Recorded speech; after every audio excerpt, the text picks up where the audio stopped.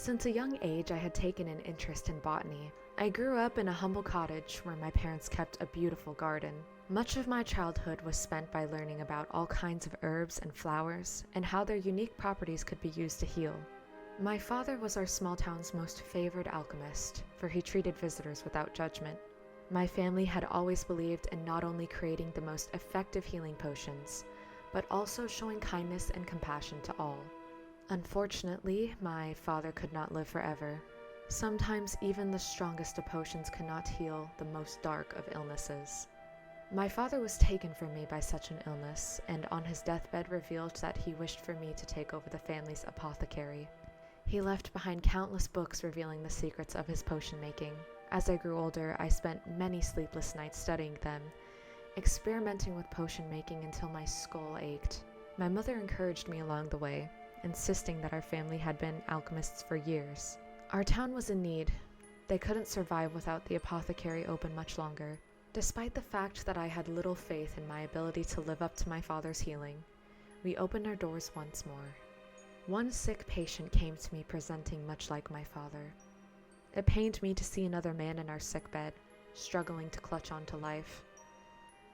There must have been some evil virus making its rounds through my town. I had tried everything, drove myself mad trying to create a potion that would heal this man. I sat at his bedside that fateful night, trying to think of a way to save him, the sound of his labored breathing sending chills to my spine. That was when I remembered. Once when I had ventured into the forest near my cottage to gather some herbs, I heard the sound of women chanting. Both curious and cautious, I followed the sound and stumbled upon a coven of witches practicing their magics. I had heard whisperings of such things happening from the people that used to visit my father, but the coven was cursed by our village.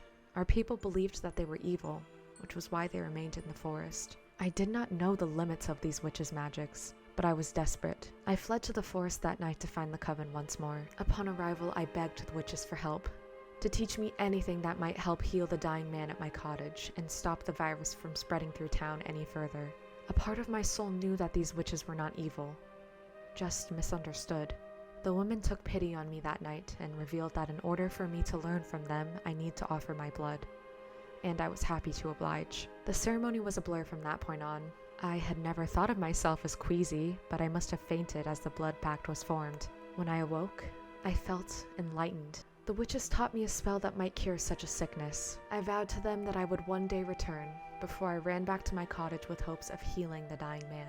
The spell had worked, and the man managed to live through the night. Thankfully, he was so out of it that I did not have to worry about him realizing just how I had healed him. I knew that my newfound knowledge was a secret that I would have to hold to my grave, for fear of being either exiled or outright killed. Despite it all, ever since that night, I visit the forest every full moon to bond with my newfound sisters, and to continue to learn the way of the witch.